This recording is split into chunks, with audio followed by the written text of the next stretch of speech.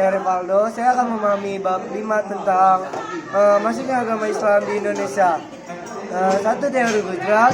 Teori India atau teori Gujarat adalah teori yang menyebarkan bahwa agama Islam masuk ke Indonesia melalui para pedagang dari India Muslim atau Gujarat yang berdagang di Nusantara pada abad ke-12. Para saudagar yang Gujarat datang dari Mekah kemudian menjalin relasi dengan orang-orang yang wilayah barat di Indonesia. Kemudian setelah itu terbentuklah sebuah kerajaan Islam yang bernama Kerajaan Samudra Pusat. Kita akan memahami teori 2 yaitu tentang Arab atau Mekah.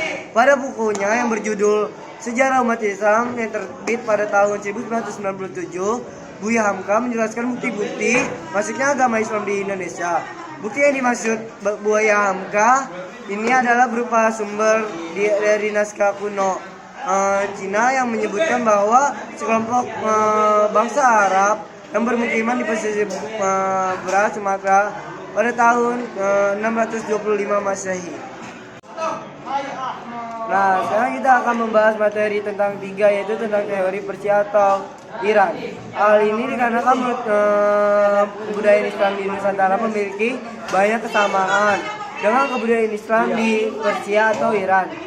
Salah satunya contoh kebudayaan Islam di Nusantara yang mirip dengan kebudayaan Islam di Iran adalah kaligrafi yang ada di makam batu nisan di Nusantara. Ada pula beberapa ritual keagamaan seperti tabut di daerah Bengkulu dan taubik di daerah Sumatera Barat. Kesultanan di Indonesia. Masa perkembangan kesultanan di Indonesia adalah pada saat umat Islam telah membangun kesulitan sebagai bentuk kekuasaan politik. Istilah kerajaan berubah menjadi bentuk kesulitan. Kerajaan Islam di Indonesia yang berkembang saat itu turut menjadi bagian terbentuknya berbagai kebudayaan di Indonesia. Salah satu faktor yang menjadikan kerajaan-kerajaan Islam makin ialah karena pengaruh oleh adanya jalur perdagangan yang berasal dari Timur Tengah, India, dan negara lainnya. Semakin berkembang kerajaan Islam di Indonesia pada akhirnya abad ke-13 dan juga didukung oleh faktor lalu lintas perdagangan laut Nusantara. Banyak perdagangan Islam dari berbagai penjuru dunia seperti dari Arab, Persia, India, hingga Tiongkok. Agama Islam di Indonesia. 1. Sultan Malik Al-Saleh tahun 1267 sampai 1297 Masehi. 2. Sultan Ahmad 1326 sampai 1349. Ya, 1348 Masehi. 3. Sultan Alauddin Riyalat Shah 1538 sampai 1571 Masehi.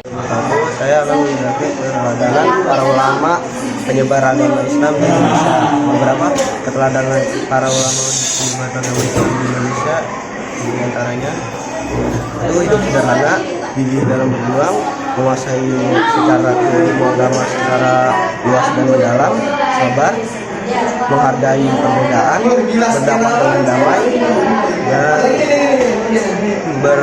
tidak menghakimi, menggunakan tutur kata yang lembut, menghargai kearifan dan budaya lokal. Kali ini kita akan membaca strategi penyebaran Islam di Indonesia. 1. Jalur perdagangan diperkirakan Islam masuk ke Indonesia melalui jalur perdagangan sejak abad ke-7 hingga abad ke-11. 2. Jalur pernikahan. Jalur ini berkaitan dengan jalur perdagangan karena pada masa itu para pedagang Muslim memiliki status sosial yang lebih baik dari kebanyakan pribumi. 3. Jalur pendidikan. Jalur ini dibentuk oleh para dai yang mengabdikan dirinya untuk menyebarkan Islam ke wilayah baru. 4. Jalur kesenian. Islam juga menyebar melalui kesenian.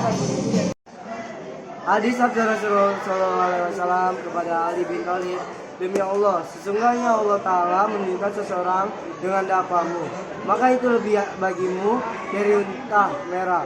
Sahih Bukhari, Muslim dan Ahmad.